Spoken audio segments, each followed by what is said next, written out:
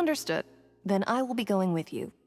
Just so you're aware, I will be monitoring your actions and making notes as necessary. Very good. Thanks for being so agreeable. I'd pull a rose out of my hat as a gift for you if I could. You may spare the pleasantries. I'm just doing my job. You've arrived. Who's this? Me? I'm Spina di Rosula's guardian angel. If you've got a problem, I've got the firepower. Sorry, I got a little carried away there. Call me Navia. I'm a partner of theirs, and will be helping investigate this whole situation. And these are my companions. Would you mind if they join as well? Fine by me. Oh, new helpers? I would be most grateful. Well, let's just say we're tagging along. It's not every day you get to see the secrets behind magic performed on such a large scale. I appreciate your kind interest. Come with me. We'll be heading below stage. Huh? Below stage? Yes, a world of secrets is hidden beneath this magic box, prepared specifically for this switcheroo trick. But before I reveal everything, you should have a look first. Notice anything strange here?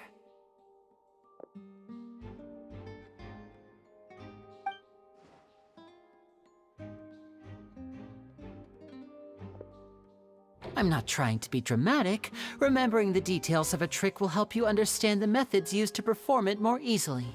Huh. Weren't there balloons and other decorations here? Where did all that go? Ah, good eye. That said, you're still far from discovering the answer. The back? You mean the inside of the door? What's different about it? Paimon didn't notice anything. Very good indeed. I thought you might not be able to catch that, given that you were sitting in the first row. The back of this door was patterned. Those patterns are now gone, replaced by a smooth wooden board. So, if you put 2 and 2 together, what do you get? Exactly. All right, let's go. I'll tell you how it works as we head down.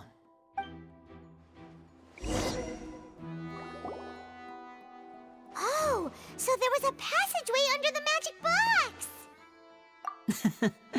I knew you'd figure out most of it as soon as you saw this place.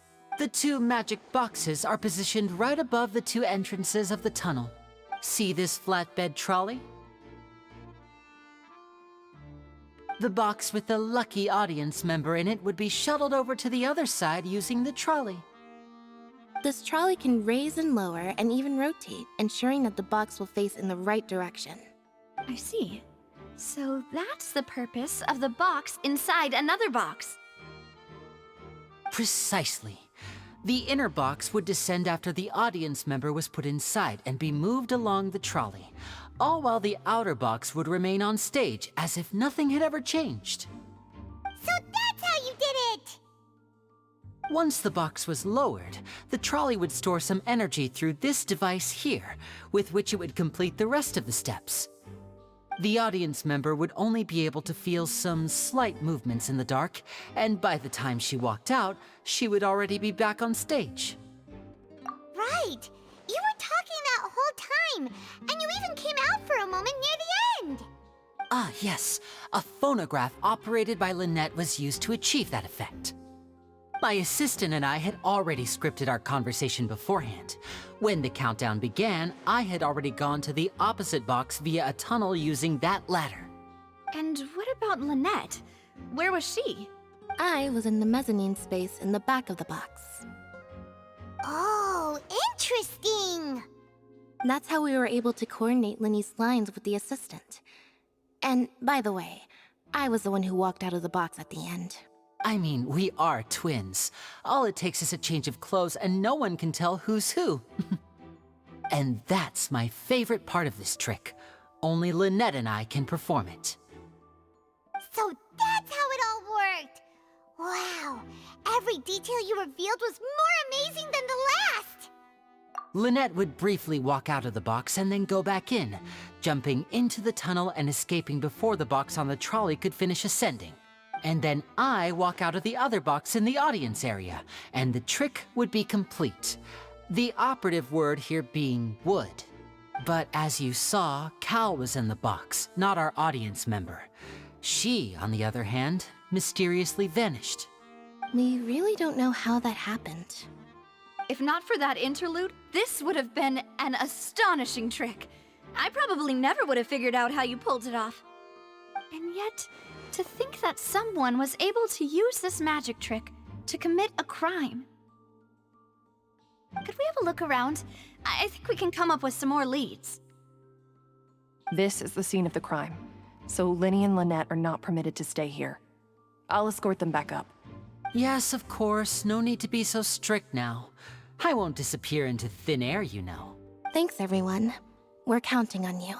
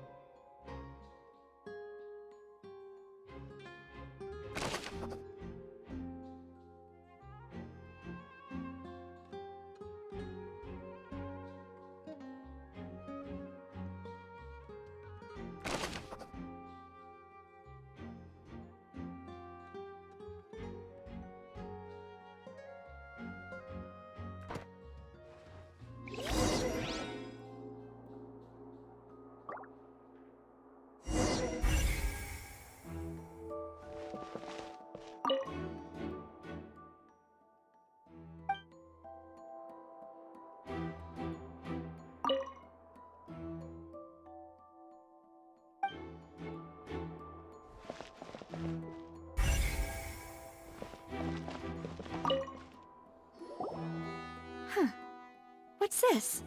Looks like a hook tied to the end of a rope. Huh? There's all kinds of odds and ends here.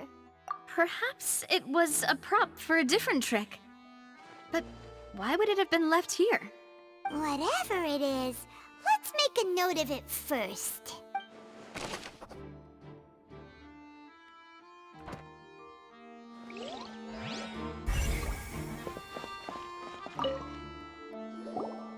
The floor is wet. Please be careful not to slip. Speaking of which, why would there be water here? Oh, Paimon knows! It's one of those tricks where you pour water into a jug and then flip the jug over only for the water to disappear? And here's a broken vase. Huh. Did the trolley knock it down while moving? That can't be. The trolley moves along tracks from start to finish. It couldn't have hit the vase at this distance. Let's note this down too and think about it later.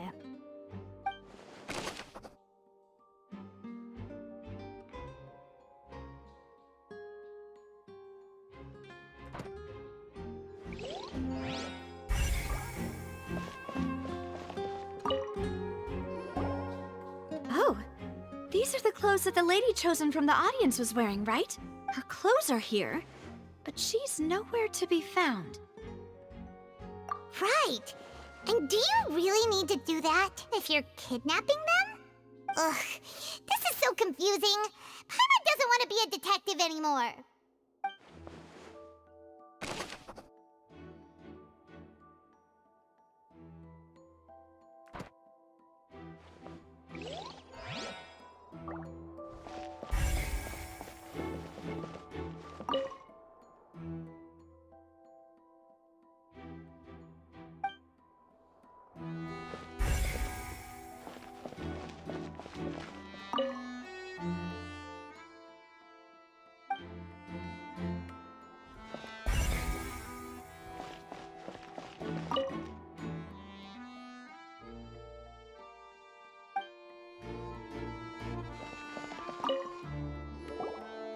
What is this place?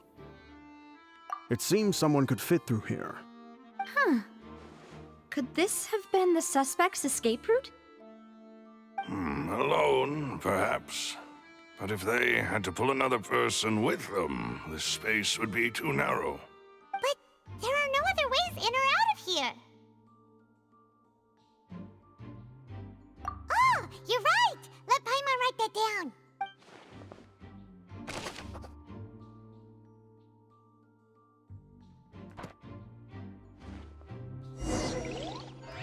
Seems we're just about done investigating down here.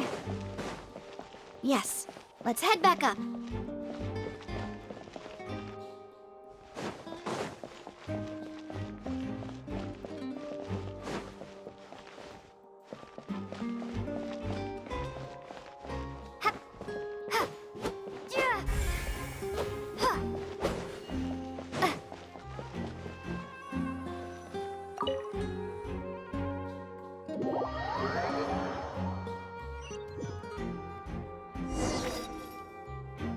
Well, we've ascertained the state of the crime scene.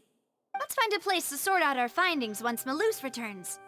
It seems to me that there are several things that don't add up here. Apologies for the wait, demoiselle. So, what did the guards say? Did the criminal escape through the vent? They believe the odds of that are very low, since the vent leads to the Opera House's basement. The guards have checked the area carefully. No one left through the basement during the performance or after the incident, and no one was found hiding there. So the tunnels become like a secret chamber then! You know, like the kind you usually see in novels! The plot thickens. Halsey's disappearance and Cowell's death are both quite inexplicable. No wonder Furina was so confident in her accusation. All the current evidence points toward Linny and Lynette. In other words, the charges are very likely to be upheld unless we make some considerable progress. Charges and then trial. So if the charges are upheld, they'll announce a sentence? That's right. This is how a trial goes in the Opera House. During the proceedings, the Chief Justice and the Oratrice will hear statements from both sides. That's right. This is how indemnitium is produced. The statements from both sides, the defenses from attorneys, witness testimonies, and even the audience's emotions will all be projected on the Oratrice. To put it simply, it's as if the Oratrice has its own will, and is a judge in its own right. This also precludes any kind of favoritism on the part of the Chief Justice. Not that this has ever happened anyway. Once both sides have finished speaking, the Chief Justice will make his final decision. This, too, will be used by the Oratrice as a reference. Then, finally, the Oratrice will be consulted by officials. The result it returns is the will of justice itself. Huh? So that machine is the one that actually decides? Paimon thought Novelette called the shots. In practice, there is very little difference. Both have always come to the same judgment, which is why people have great faith in the Chief Justice. Ah, yes, the guards also asked me to convey that none of us will be allowed to leave this place before the trial. Huh? Why? Because we've chosen to act as the twins' proxies. That makes us persons related to the case. They're concerned that we might be colluding with outside parties, or that we might find outside help to disrupt the case. And even if that were not so, it could prove problematic if we happen to spread key information about the case ahead of time. I'm ready to break out at any time. Whoa, whoa! There's no need for that! Paimon thinks they have a point. That said, are they providing food? Of course. I just hope you don't mind the lack of options. I'm afraid that catering to all tastes is not in the cards, nor is any guarantee of balanced nutrition. In that case, let's just sort out our findings together here. Pity. I was hoping to take you to try some of Fontaine's famous desserts, too. I mean, what better way to properly think through our findings than over some tea and sweets? Huh. Breaking out suddenly doesn't seem like such a bad idea after all. Just kidding, just kidding. Paimon will still do her best, even if there are no snacks. What do you mean, no snacks? Of course we'll have snacks. If we cannot buy some, then we'll simply make some. Huh? Here? But how? Understood, demoiselle. Everyone, please come with me.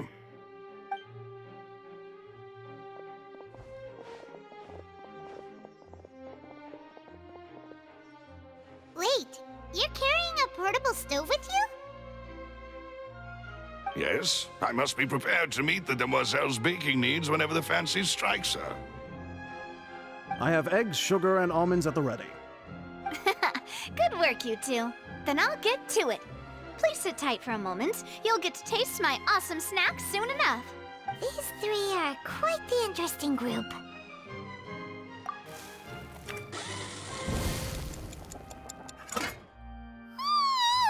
And Paimon thought it smelled good while it was still in the oven! Oh, it's even better now. Paimon can't stop drooling. From the way you had these two guys carrying all that stuff around, Paimon thought you'd have them do more during the baking process. But you ended up doing the entire thing by yourself! Beating the egg whites, grinding almonds, everything! I was applauding. And I was giving encouraging smiles. Paimon was just thinking, aren't you worried about getting your fancy dress dirty beating egg whites and baking like this? Well, I don't think it's carved in stone anywhere that fancy ladies can only read books, sip tea, ride horses, and play the piano. I just really enjoy making snacks. Don't underestimate beating egg whites, by the way. It's a real arm workout. You also need to beat them to just the right consistency, or your macarons will crack. Anyway, give these a try, fresh out of the oven. There's 3 for each of us. Only 3? Well, eating too many sweet treats might send all that sugar to your head. You wouldn't be able to think clearly about the case on a sugar rush, would you? Tea is ready to be served as well. This is Demoiselle's favorite, strong black tea with a floral fragrance that clears the mind and lifts the spirit. No need for concern. I'm merely doing as I should.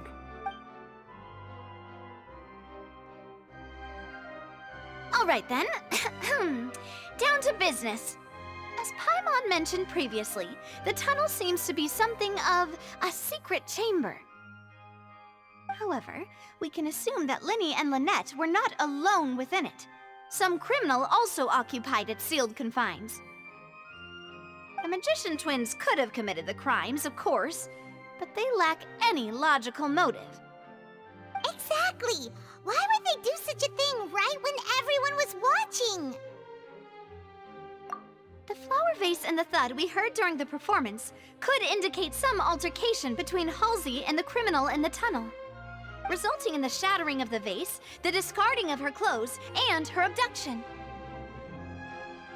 Perhaps the criminal thought that since she was chosen from the crowd, she would be too easy to identify if she was still wearing the same clothes. Paimon thinks that makes sense, but the real trouble is... True. None of the clues we found thus far support the existence of this third person. But the only people left to consider are both technically victims, whether it's the missing girl, Halsey, or poor Cowl. Huh. Could Halsey have secretly made modifications to the magic props in order to murder Cowl before making her escape? That's right. And even if she had tampered with the setup, she would need to understand the entire trick to pull it off. Nor does she have any motive. The guard said that she has never had any dealings with the Magic Troop's members. Were we not thorough enough in our search? From the sound of things, this is turning into an impossible case. Your macarons are amazing though, Navia. They smell great! They're nice and crisp and super sweet! They are my specialty after all. And I see you've already had 5 of them. What? 5? Oh, that can't be right. Paimon only counted 3, honest! Please don't worry about it. At my age, a few less sweets might actually be a good thing. No. Being greedy is one thing, but Paimon knows how to count. Besides, Paimon knows that if she ate too many, then others wouldn't have enough. Wait, even you don't believe Paimon? How could you?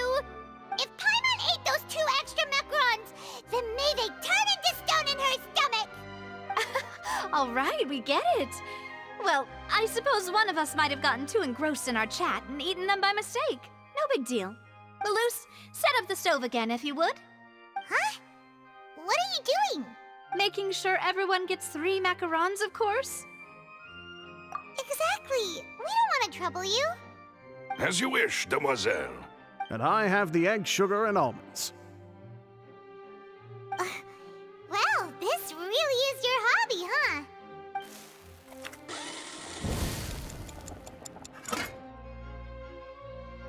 Well, that's it for snack time. I'm going to have another look around the area.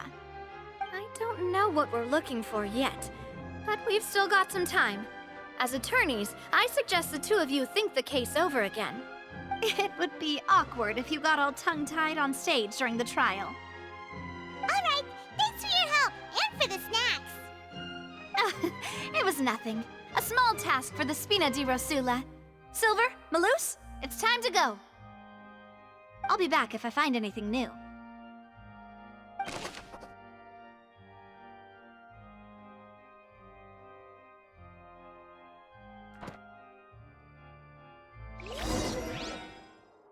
Alright, it's time to put our heads together. We've got to get our defense ready for the trial. Oh, it's probably gonna be a long and difficult case. There's no point in worrying about that now. We just need to prepare. Here, take Paimon's notes. They should help you review the situation.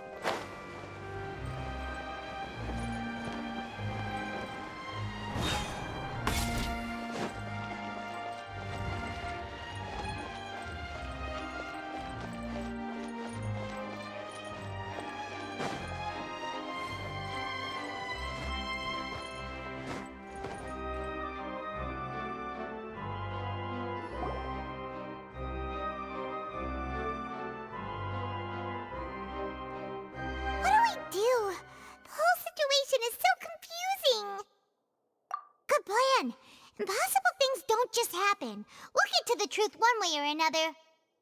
Just relax.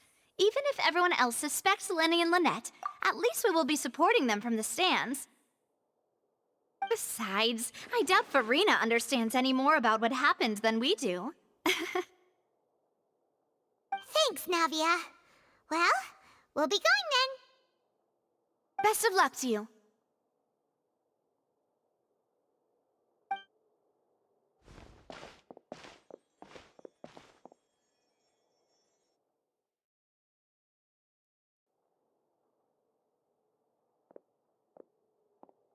Ah, finally, you're back. Well, how did your investigation go? To be honest, you might be disappointed. No. We're already very grateful that you were willing to help. Well now, don't you all look disappointed. Don't tell me that your investigation came up empty-handed. That was to be expected, of course. The guilty can never produce proof of their innocence. But don't let that stop you.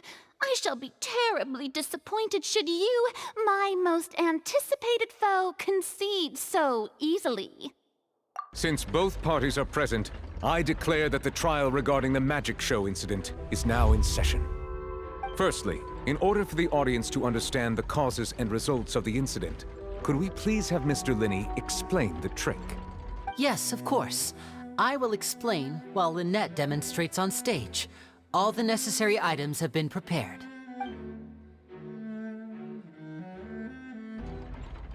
Thank you, Mr. Linney.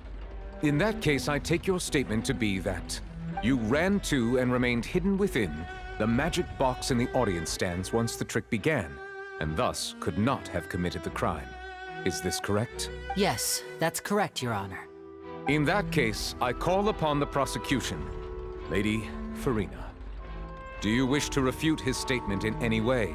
Why, of course I do. Allow me to take the first shot and break this case wide open. Mr. Linney is clearly lying. There is no way you could have been in the box the whole time if you were to abduct Halsey and murder Cowell. In fact, I'd say you were hardly in that tunnel at all. That is simply your hypothesis based on the presumption that I'm guilty. Oh, is that so? And if I may ask, what did you hear while you were inside your box? The roaring countdown of the crowd, of course. That's how I kept track of the time and built anticipation for the finale. And you didn't hear anything else at all? Nothing that might leave an impression of any kind? No, nothing. I see. But when the count reached 30 seconds or so, there was a thud. One so loud that I believe practically everyone heard it. Huh? Hey, hang on. Something's not right here. Yeah, I'm sure he could have heard a noise that loud from inside the box. I was right by the box, and I definitely heard the thud. Look at those scales. Could those mean... Well then, ladies and gentlemen, allow me to use the words of the magician himself. You never know what can happen in the blink of an eye. Indeed, it seems his alibi can also collapse in the blink of an eye. Of course, I have armed myself to do far more than smash your alibi. Confidence cannot go unfounded, and my foundations are rock solid. Tell me, aren't you and Lynette actually from the House of the Hearth? The House of the Hearth? No wonder they did something like this. So the serial disappearances were the Fatui's doing. Now it all makes sense. I've got a feeling that what happened on stage probably wasn't just an accident. That's irrelevant. Our identities have nothing to do with what happened. Indeed. Then perhaps you could tell us everything that happened during that 1 minute. Your first priority is to prove yourself innocent after all. I'm sure there is little that needs to be kept secret now. Unless your script already has holes in it. The Outlander is speechless. My, oh my, don't they look flabbergasted? Now comes the infighting and discord, I suppose. This was almost too easy. Good thing I made all those preparations. Seems the all-nighter I pulled last night is really paying off. Hey, Linny, why didn't you tell us this before? Order! Order! Mr. Linney, allow me to re-establish the facts. Lady Furina has raised 2 points. First, when the thud was heard in the Opera House, you were neither in the box nor the tunnel. Second, you and Ms. Lynette are both members of the House of the Hearth. Are these claims true?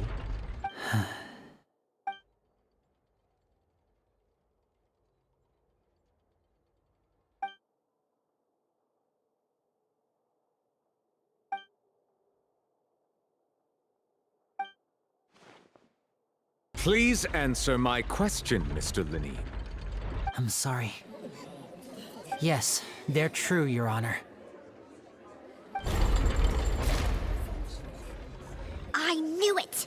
Well, that's it. We might as well move on to the sentencing already. What should we do now? Granted.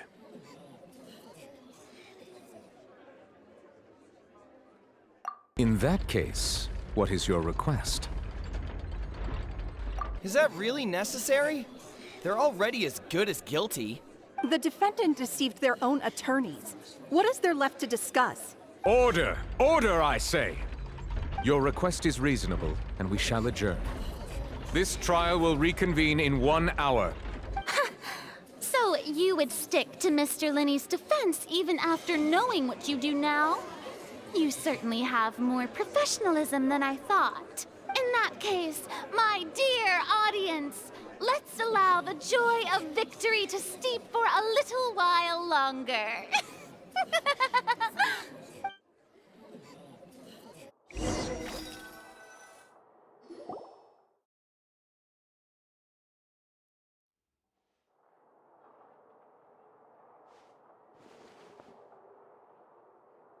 Well, this is awkward. I didn't think the Hydro Archon would dig all that up. I'm sorry, Traveler and Paimon. Yeah, sorry. Ugh. Paimon doesn't know where to start. We trusted you two. We based our entire reasoning on the assumption that you weren't bad guys. Not to set the wrong tone or anything, but Paimon's really mad! I'm very sorry. I know you're angry, and reasonably so, but please, let me explain. I know you've clashed with the Fatui several times before.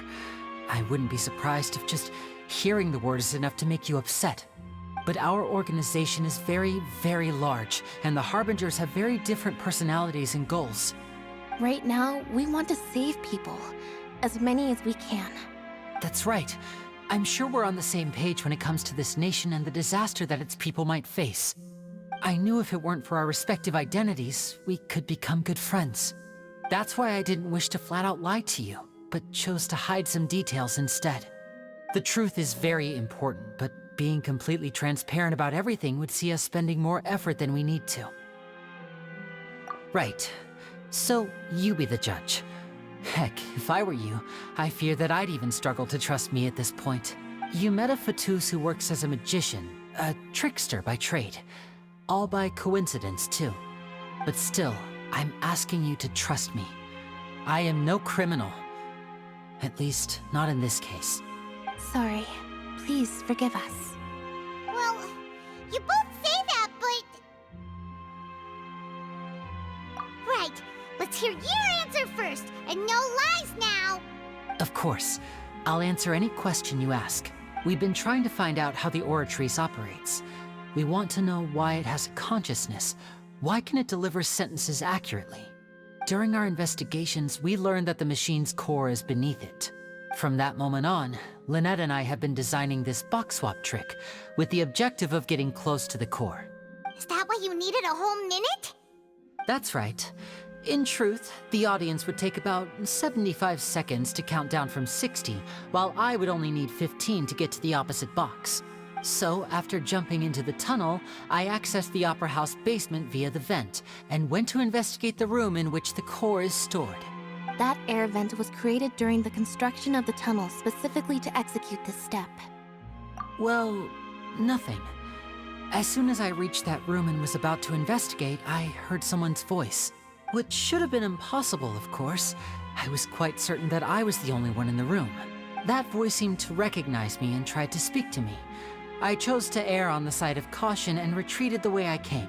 On the way back, I saw the broken vase and the clothes on the ground, but the countdown was almost finished, so there wasn't time to give it any thought.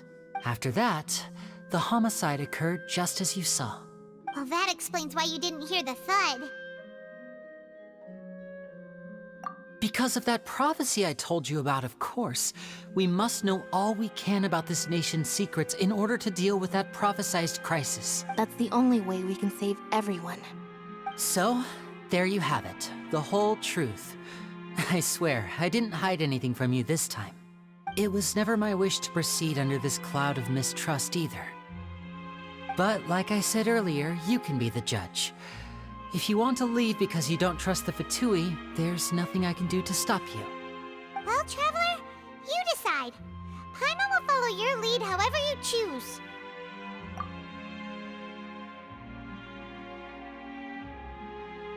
Okay, thank you. Thanks for giving us a chance. The current problem is that the scales are tipped pretty badly against you two.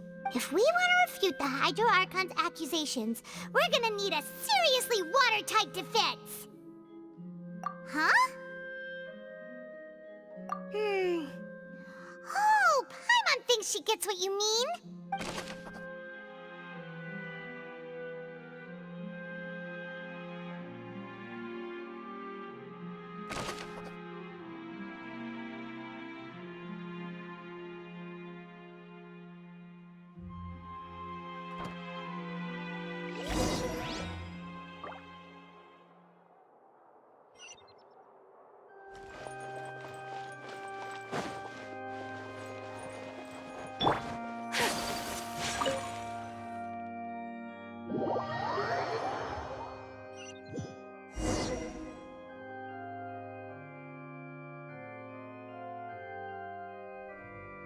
Both parties have returned to their positions. Let us continue the trial. When last we left off, Mr. Linney acknowledged the new evidence presented by Lady Furina as fact.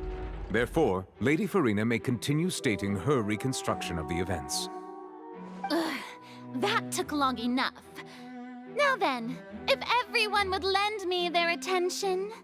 At this stage, let's revisit that scene from Linney's perspective.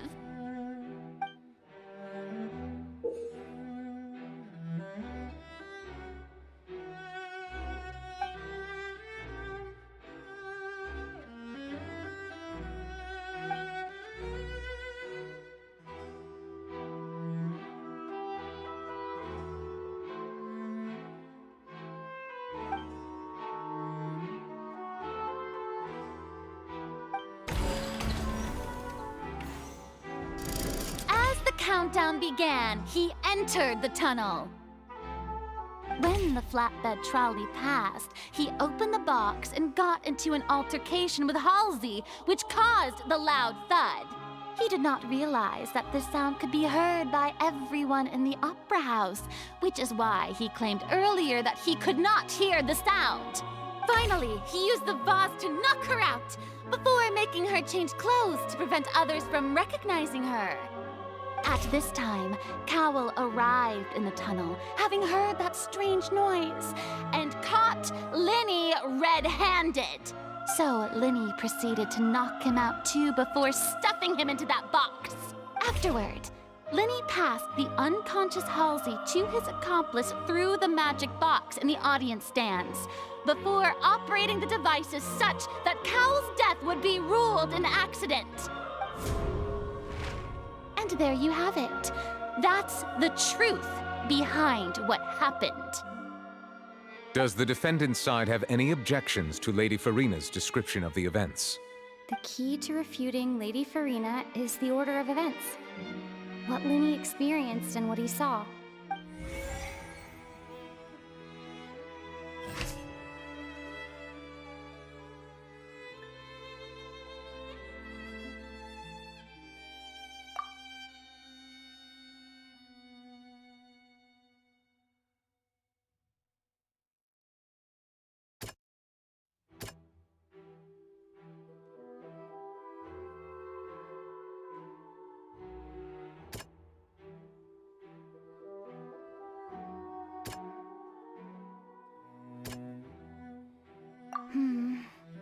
Seems this won't...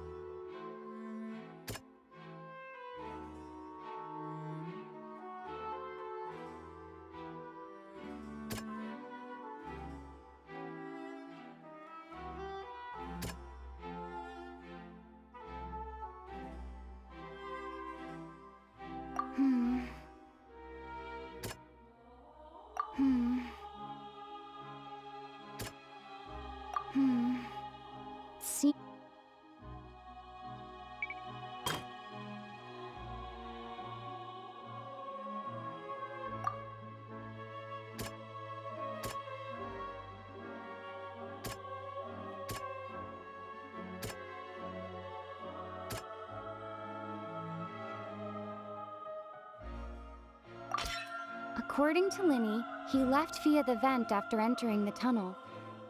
He couldn't have had that altercation with Halsey.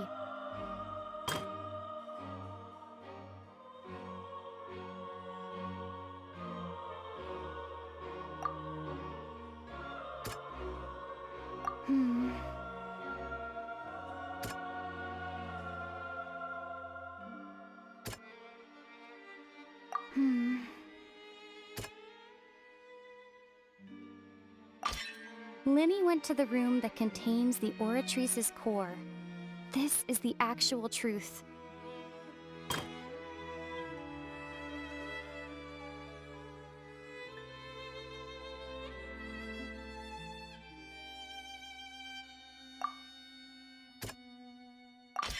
Linny did not take part in the underground altercation.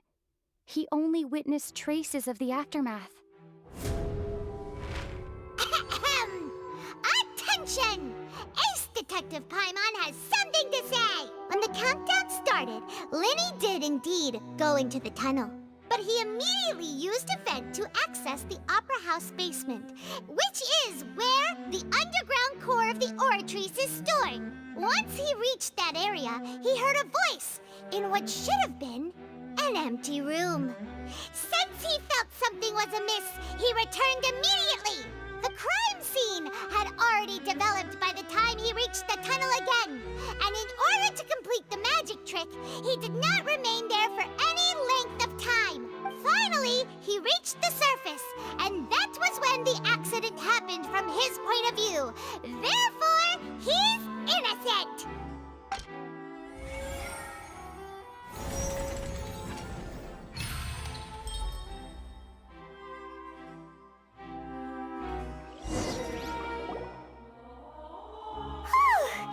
Paimon did it! Paimon actually managed to say all that! Wasn't it awesome? In other words, you believe that he knew nothing of the incident? That's right! My reasoning?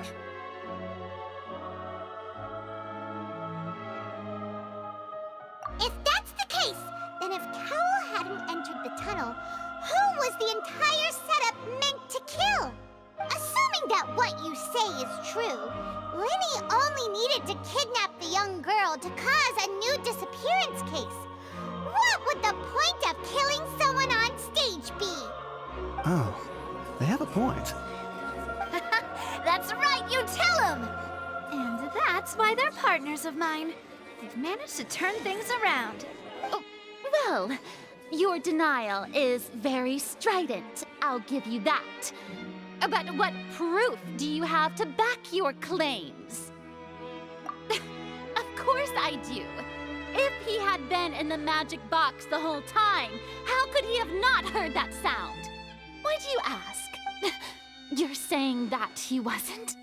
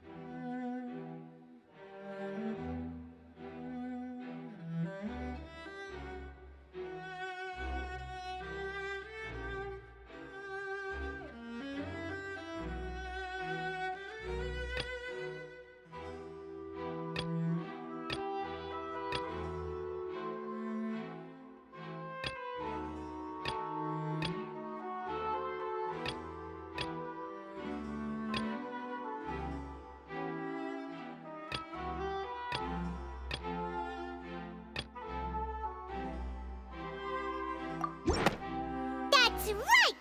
Linny wasn't in the box or in the tunnel. That's why he didn't hear anything strange during the performance. This means that when the crime happened, Linny had already entered the basement via the vent. The same clue you used to disprove his alibi has now become the best proof! How do you like that? Well played. To think you'd use such logic. Well then, if it wasn't Linny who committed the crimes, then who was it?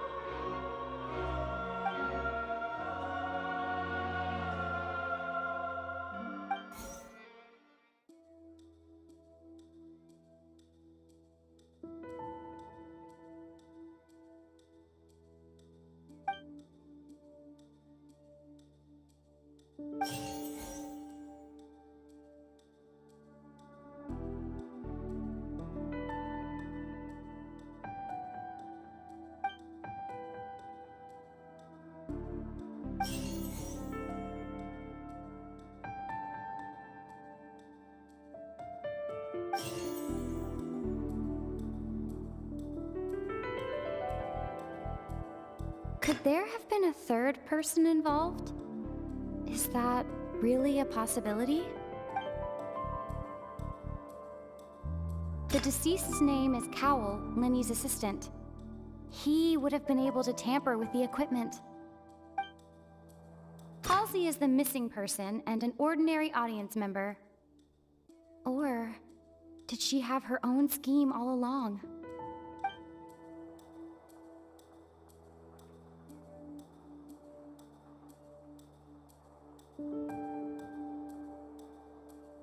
The deceased's name is Cowell, Linny's assistant. He would have been able to tamper with the equipment.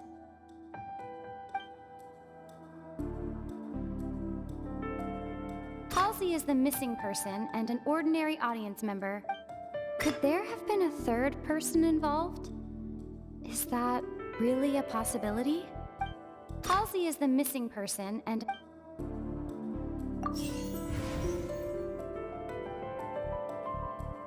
Could there have been a third person involved?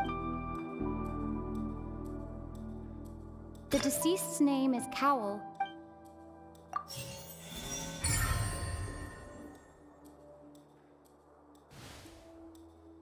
Huh?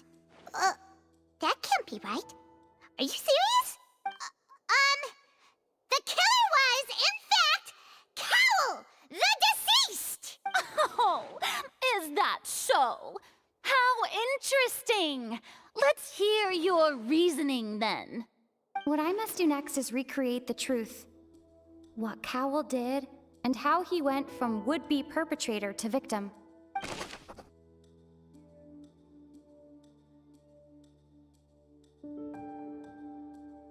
The sound we heard may have come from a clash between the missing Halsey and the criminal. No one entered or left the opera house through its entrances. So, where would the criminal have wanted to take Halsey? The deceased's name is Cowell, Linny's assistant. Halsey's clothing was in the tunnel. Linny was not in the tunnel at that moment, which gave our criminal ample time. It would have been tough for both people to fit into that vent. They would likely have bumped into Linny as well. No one entered or left the opera.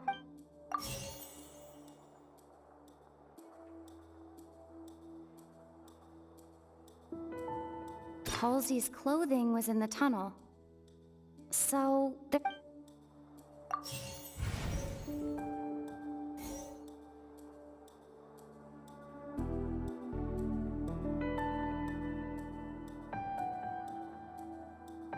sound we heard may have come from a... Halsey's clothing was in the tunnel. The deceased's name is Cowell.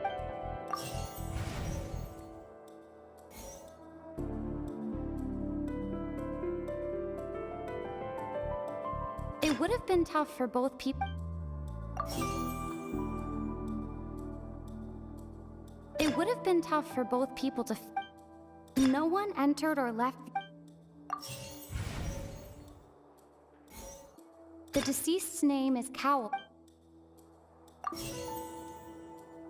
It It would have been tough for both.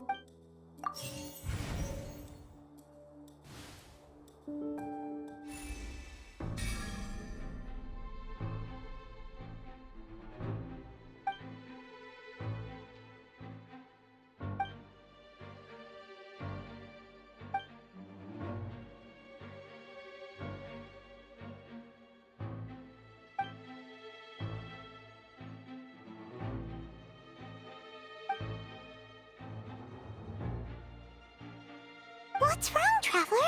Are you still having trouble figuring things out? I see how it is. So this was all just a bluff. And here I thought you had something to show for it. But it seems you're still far from the truth. Look, since we're at a dead end, why not consider a different track? Just like the trick as it transpired, the end result must have been utterly different from the magician's initial design. If only we knew how Halsey disappeared. Well, that would be nice, but the tunnel only has 3 exits, and none of them seem very likely. And it's not like this is a magic trick where you can just make a real live person disappear. You know, like you did from that water tank, Lynette. Excuse my interruption, dear opponents. But do you not see that the crowd is growing impatient? There is no greater sin in this opera house than an awkward delay in the performance.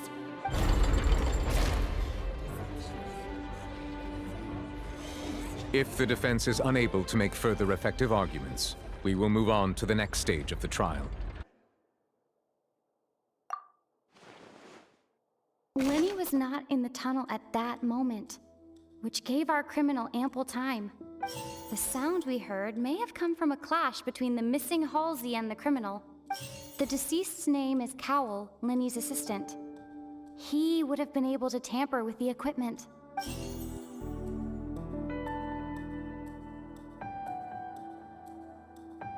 The vase was not broken by chance. It was used to cover important evidence. The water.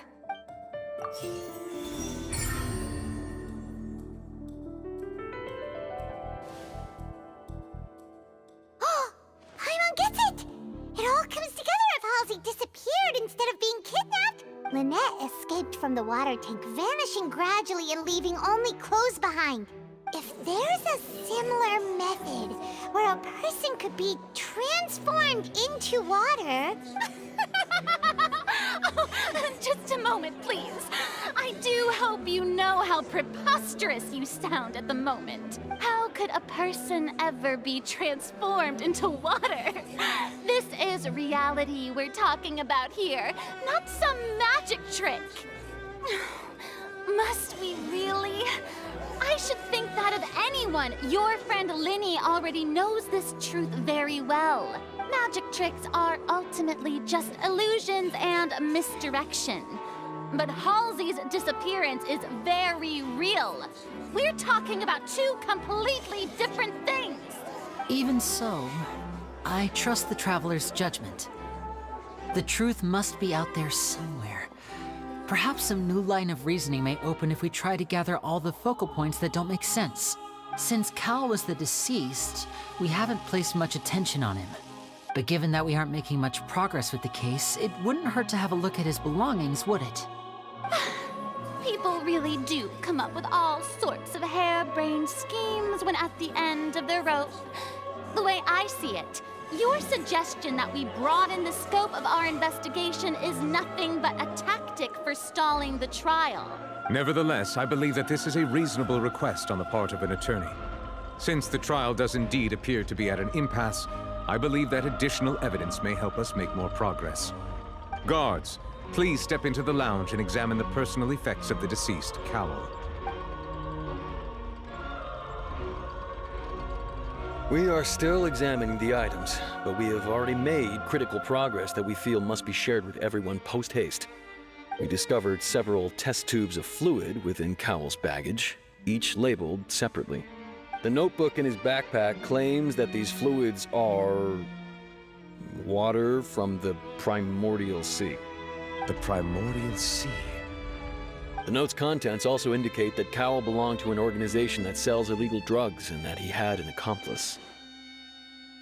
The notebook has many entries concerning safe usage of these fluids, in which the keyword dissolve appears many times. One of these tubes was labeled Opera Epiclese, along with yesterday's date. It is empty. The notes also state that these dissolution properties work exclusively on people from Fontaine. It's likely that Halsey was chosen as some sort of test subject. As such, we believe that the defense's hypothesis is, in fact, supported by sufficient evidence. You've got to be kidding! People dissolving into water? Could something so ridiculous actually be true? Wait a moment. This reminds me of a certain prophecy, but it's just a coincidence, isn't it? Huh. If people can become water, does that mean that the water tank's real use was as a means to hide water stains? And if Cowell was targeting that girl... Wait just a minute. Could that mean... You two, with me, quick! Demoiselle, wait! What about your partners? Let's go. Just trust me. Order! Order! It is undeniable that further examination of the deceased's personal effects has yielded some surprising results, but we cannot yet verify the veracity of these clues. Still, let us assume that these clues are indeed authentic, albeit with the understanding that Ms. Halsey has yet to be found. Guards, please continue examining the items along these lines. Mr. Linney, it appears your hypothesis is supported by the evidence, so please continue speaking. Of course. Thank you, Your Honor. If we uphold this hypothesis, I believe that many of this case's seemingly unrelated clues can be connected together. Right! Like the metal hook! That one didn't make sense at all. Let's think about this. Cowell's methods must have something to do with that water from the primordial sea.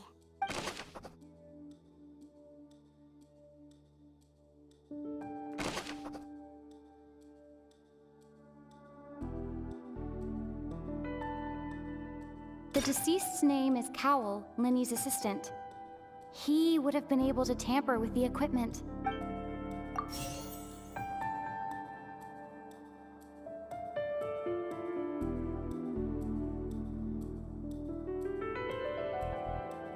The rope that strung the water tank up was lit by the fireworks and cut.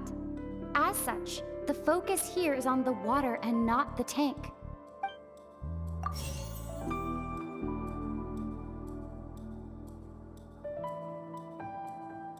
The water from the primordial sea should already have been prepped before Halsey entered the magic box.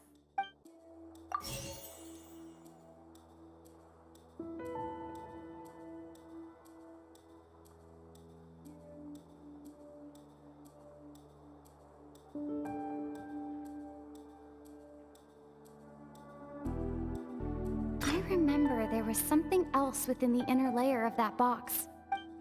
Lynette was in the magic box on stage the entire time. Did she have something to do with this? I remember there was something else with...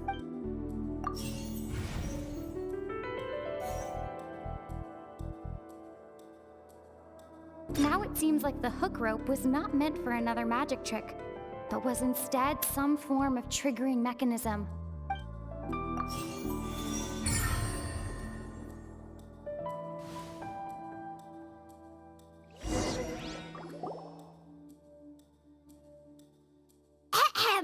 It's Ace Detective Paimon's time to shine again! In the original plan, Cowell would tamper with the water tank rope and the number selector securing his target. When the magic box containing Halsey was lowered, the metal hook would retract gradually and pierce the balloon at the top of the box.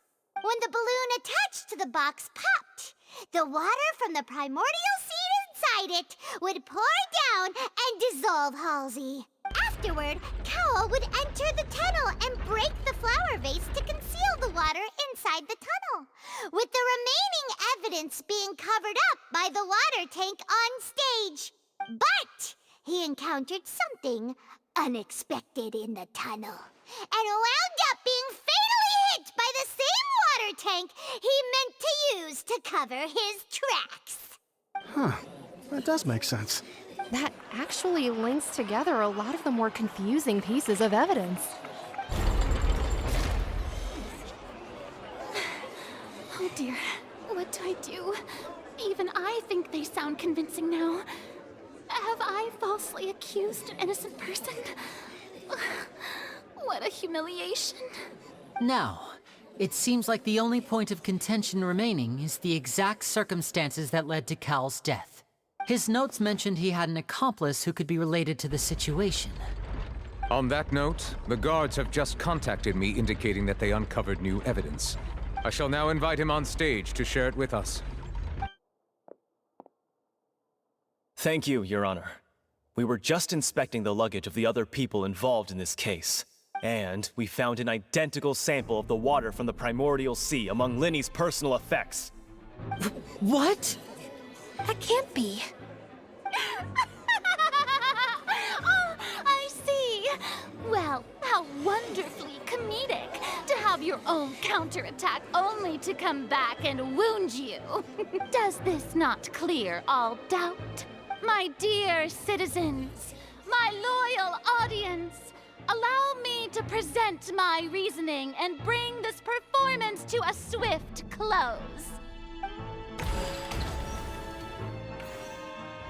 Linny did not need to take part in the dissolution of the young woman at all. Indeed, he did leave the scene via the vent. Having made modifications to the props beforehand, his accomplice Cowell then caused Halsey to vanish using the water from the primordial sea. But upon his return, in cruel avarice, Linny desired sole credit and prepared to do away with his partner in crime. Ultimately, he knocked Cowell out, and the tool meant to cover the crime up also became a murder weapon. Now, as much as I regret having come to such a viciously straightforward conclusion, it does seem that the famed Fatui is quite the cold-blooded and ruthless organization. Am I right, Mr. Linny? We've used up all the evidence we collected. There's no way for us to make a rebuttal here. Is this the end of the road?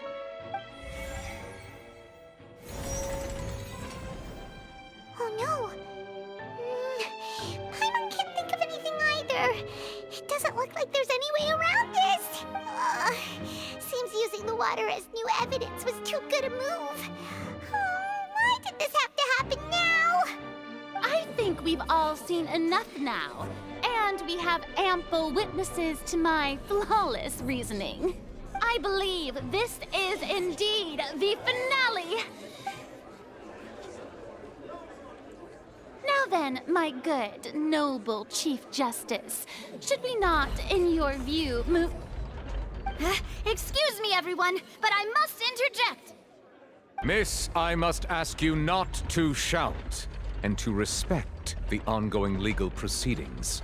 Oh, come on. Don't be hasty. I have a good reason for interrupting, you know. Now, would anyone here like to take a little break from all this debate and see a little magic? I'll show you an amazing trick. One that can bring a young woman who has disappeared back in the flesh, right before your very eyes. Please, do the honors, Mr. Linny, if you would be so kind. What in the world is she saying? No offense, miss, but miracles like that are beyond my scope as a magician. Come on now, don't be silly. Magic is all about misdirection, isn't it? It often conceals the truth while presenting a fascinating illusion. But once everyone believes the illusion, can't magic reveal the truth to them once again? And wouldn't such a trick be the most marvelous finale to today's performance? Come on, Linny and Lynette. Give it another go. Don't worry. Spina di Rasula has made the necessary arrangements on your behalf. But as the magic makers and stars of the show, I think I should leave the final performance to you. I understand.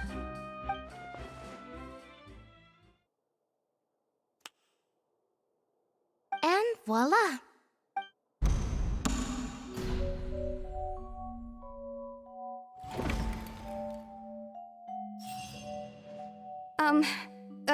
Sorry for the interruption. Wait, isn't that Halsey? So the whole thing about people dissolving wasn't true after all? To be clear, I'm only here because this person told me that if I testified, the merit of doing so would lessen my sentence. I was hiding outside this room listening to the proceedings because I was afraid that I would be the one put on trial. I was just feeling happy that no one had noticed me, and then before I knew it, she caught me. That'll teach you to underestimate us three. Where should I begin? I'm sorry. I'm the one who killed Cowl. I admit it. What? Why? Firstly, my name isn't Halsey. It's Lillian, and I'm originally from Mondstadt. I heard that Linny's show was gonna be a real thriller, but I missed the chance to buy a ticket, so I stole one. That's how I make a living. I steal stuff here and there. And I'd never been caught before.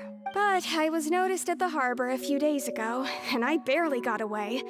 Lenny was the one who caught me in the act. Hey, no wonder you look familiar. So you were the thief! Liddy even mentioned that you were pretty skilled. Well, and I thought that would have been the end of it, but then the number selector chose me. He even mentioned the Fortress of Meripede. That's a prison, isn't it? So you can imagine how shocked I was. I thought he was on to me for sure. So I played along with the show while looking for an opening to flee, but then I got water poured on me for no reason, and then someone jumped into the tunnel to nab me. I wasn't going to take that lying down, so I knocked him out and stuffed him into the box.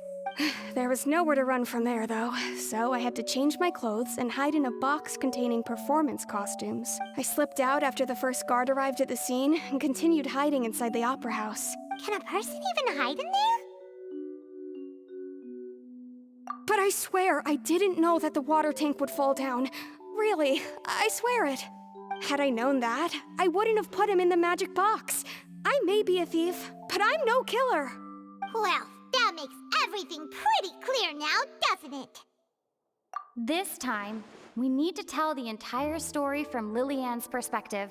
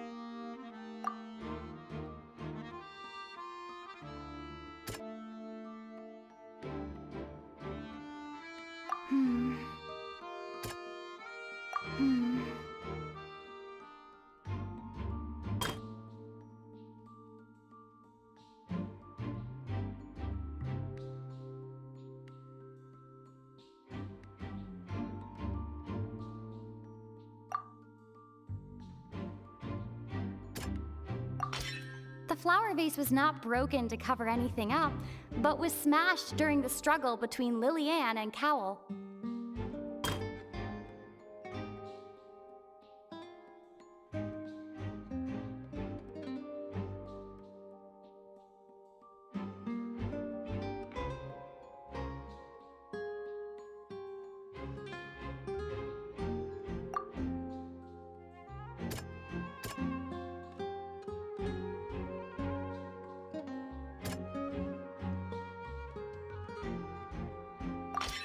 Lillian was afraid that she would be recognized if she left, so she changed clothes and hid, biding her time.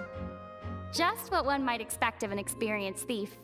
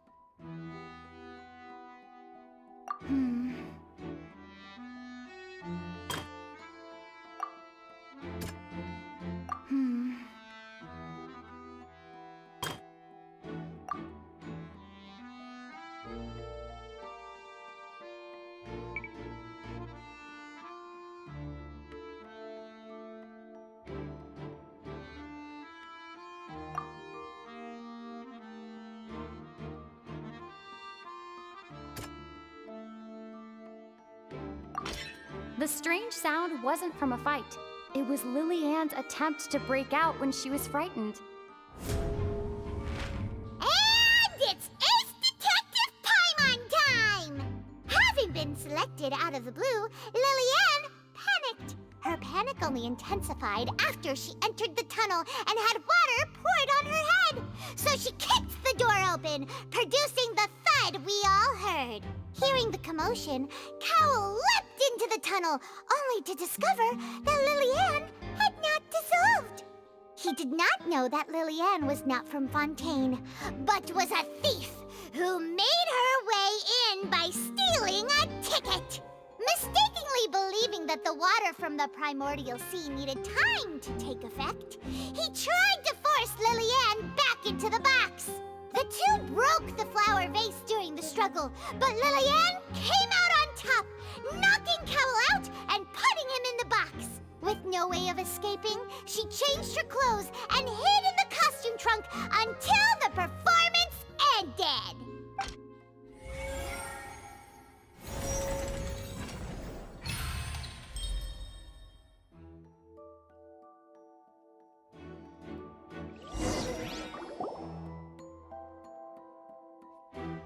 She knew that she would have to go through guard inspection if she tried to leave afterward. So, she has been trapped in the Opera House these last 2 days. She had already become desperately hungry by the time we were chatting over macarons. So, she swiped 2 of them right under our noses. Talk about a sneaky thief. At this point, all the events that happened in the tunnel have now come to light. Ah, so that's the whole story. Bravo! Bravo! Now then, Lady Furina, do you wish to speak against the defense's statements? Please answer the question, Lady Furina. Also, if I may add, the trial has not yet ended. As such, I request that the prosecution not leave the room before the proceedings have concluded.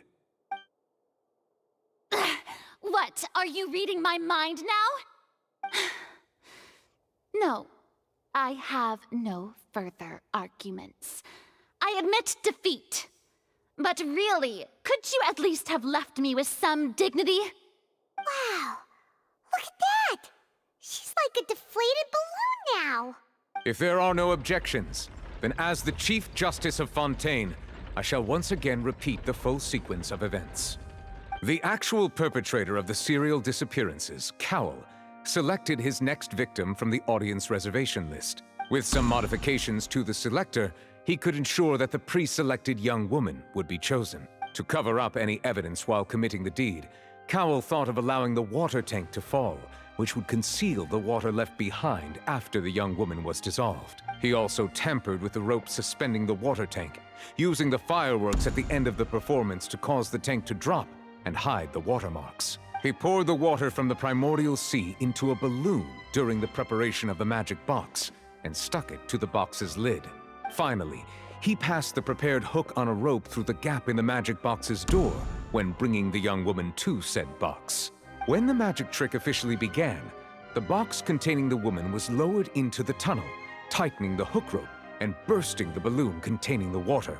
If all had gone to plan, the young woman would be dissolved at this time. However, Lily-Ann was not from Fontaine and thus fled the box with a loud noise. Realizing that there was trouble, Cowell entered the tunnel and met Lily-Ann.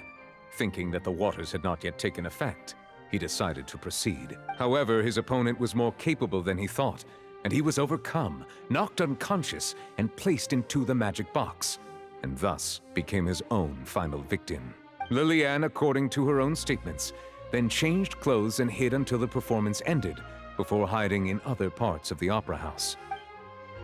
As for Linny, he was in the underground structures within the opera house, and was thus ignorant of these happenings. From this reconstruction of events, we can conclude that Linny, the accused, is in fact innocent. Hooray, Linny and Lynette! Amazing! While there is much in Linny and Lily-Ann's conduct that should still be investigated separately, this case, at least, can be handed over to the Oratrice to make the final decision.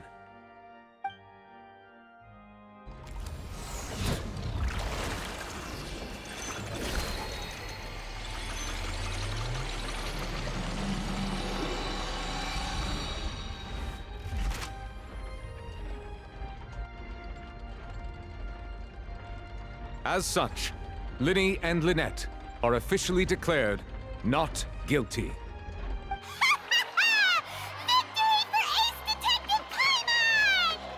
Great work, partners. Thank you all. Thank you so much. Next, I think we deserve an explanation, Guard Vaughn. How did you find the water from the primordial sea in Linny's baggage? Right! Your discovery caused me to make a serious mistake, you know. Or was that not a discovery, but false evidence that you dare to bring before this court? I suspect that the accomplice mentioned in Cowell's notes was not Linny, but you, yes? I'm sure you know what you must do to lessen your sentence. Speak quickly! Unless you want to earn yourself a one-way ticket to Coupon Town. I was just following orders. We were supposed to place blame for the serial disappearances onto Linny, and thus cause suspicion to fall on the Fatui. The higher-ups said this was the best opportunity to do so. And now that your plan has fallen through, and the secrets of the water have been revealed, you have become a liability to said higher-ups, yes? Therefore, you would be wise to tell everything you know, and seek the protection of the guards. Yes, I'll tell you everything I know. Our boss discovered that the water can cause people to dissolve. It can also be made into a potion, which when extremely diluted, can cause people to experience unforgettable exhilaration. We've been in this business for a while now, and have made decent more off it. The disappearances were also the boss's idea. I mean, this is the boss we're talking about. The...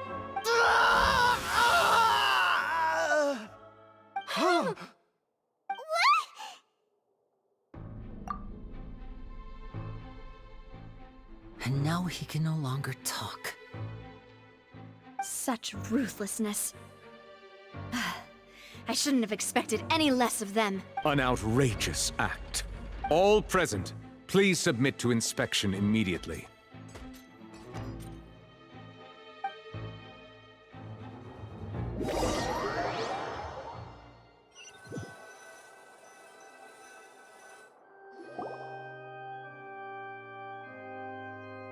So, we're just going back now?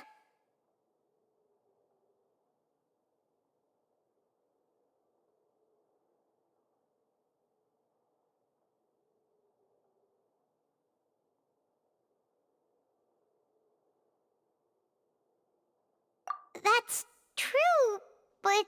Traveler, Paimon! Please wait. Linny... I know you may not want to speak to me right now. Maybe you don't even want to look at me. But still, let me thank you again for defending me to the end, even after you learned that I'm a member of the Fatui.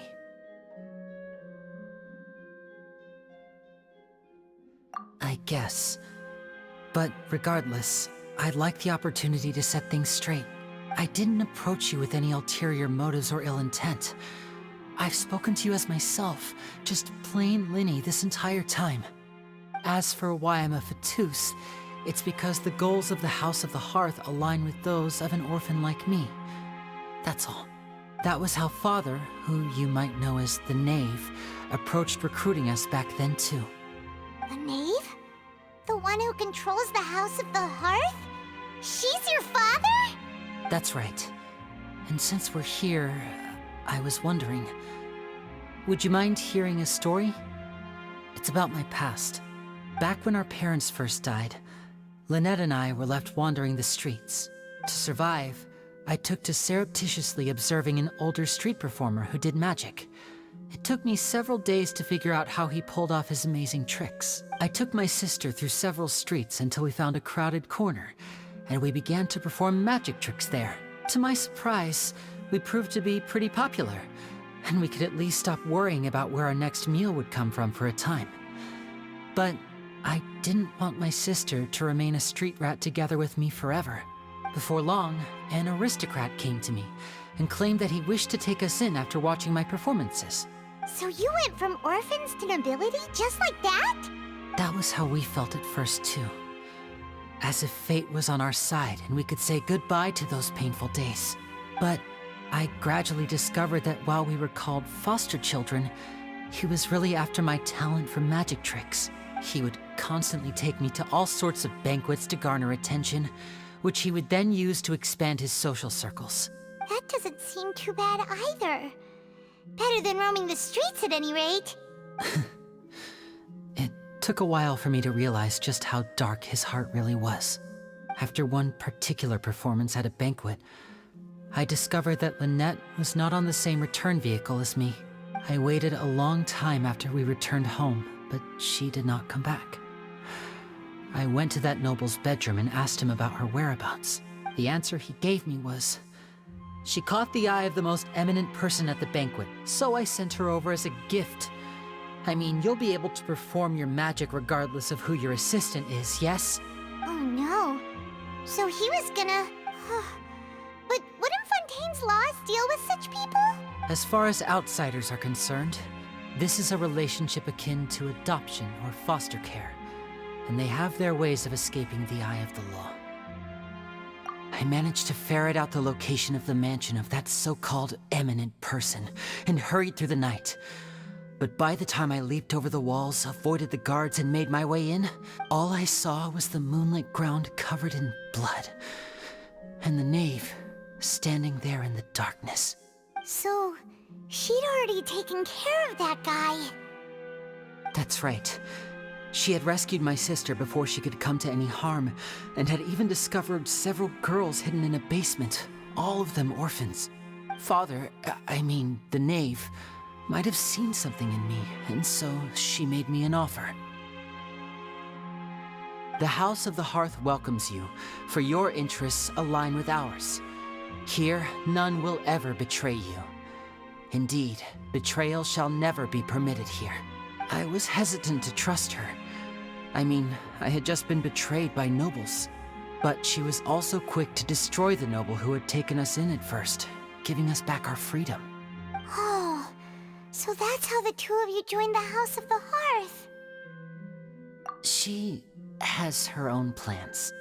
She has gained permission from the Tsaritsa to first use the Gnosis' power once she obtains it. She plans to use it to find a way to break the prophecy and save Fontaine. So, she believes in that prophecy too? That's right. The whole House of the Hearth is currently working to combat that crisis. Today's case has also proven that people from Fontaine can indeed dissolve into some sort of water, thus further supporting the prophecy.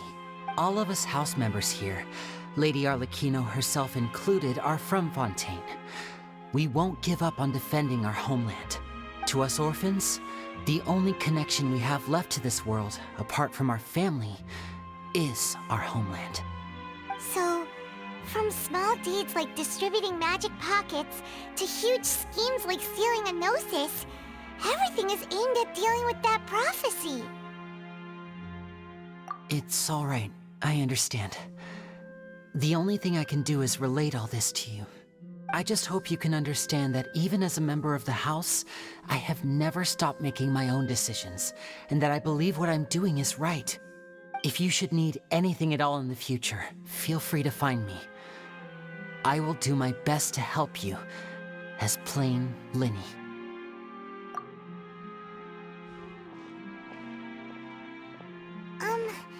Bye, Linny!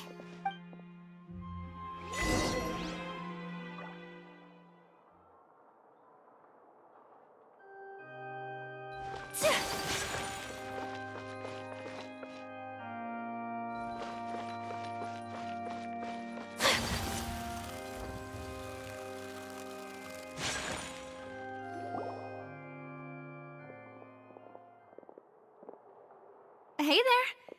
What was with the disappearing act you pulled right as the trial ended?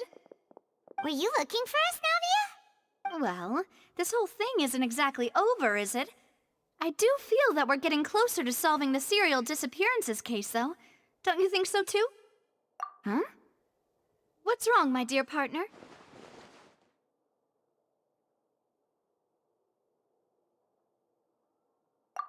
Besides, are you sure we're the ones who can crack a case that's been cold for decades now? And given that there's new evidence from the trial, there should be a trail of breadcrumbs for the Hydro Archon's people to follow now, right? Ah. I see. Well, I won't lie. I'm a little shocked to hear that from you. But I suppose you are just travelers who have only arrived in Fontaine after all. Sorry. I might have been too presumptuous. Don't say that, Navia. Ah, and we were having so much fun investigating with you, too. It was like having new waters flowing into a stagnant mire, causing new hope to spring forth, and the reflection in the murk to become clearer. Well, sorry about that. I'm a bit prone to nostalgia. Don't mind me. Wait, shall we have a farewell meal? You know, to commemorate our time as partners? Huh? Do we really need to get that formal? Well, guess you really did treat us as partners, huh? Well, I'd just like to have a proper ending to every important memory. That way there are no regrets later. Anyway, it would just be a meal, so it shouldn't take up too much of your time. You don't have to twist Paimon's arm. If Boss Navia's treating, count Paimon in! Oh, wonderful. In that case, why don't we return to the court of Fontaine and head to the Hotel de Boer? I believe we'll make it just in time for dinner.